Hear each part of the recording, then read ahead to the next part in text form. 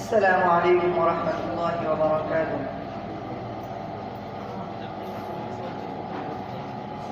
First of all and first and foremost, respected teachers, parents, honorable guests, and my dear friends,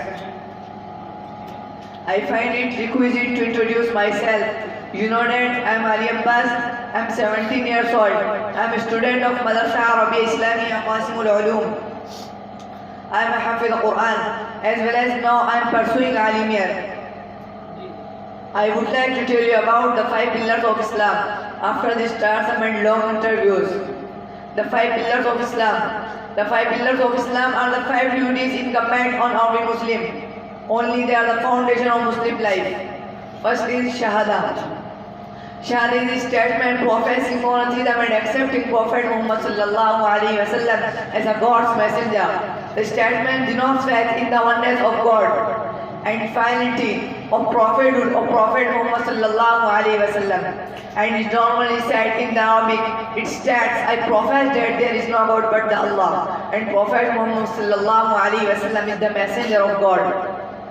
Second is Salah. Salah is the daily prayer of Islam. It consists 5 prayers in a day. At sunrise, at noon, in the afternoon, at sunset, and in the evening.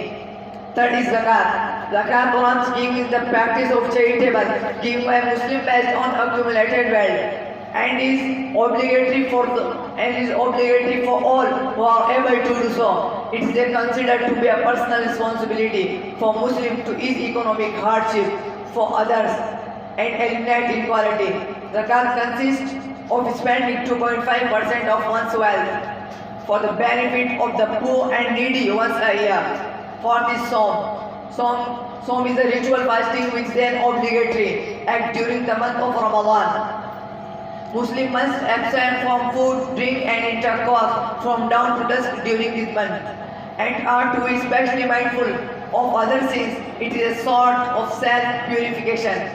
Fifth is Hajj. That is a pilgrimage that occurs during the Islamic month of Dhul Hijjah to the holy city of the Makkah. Every able-bodied Muslim is obligated to make the pilgrimage to Makkah for those who are able.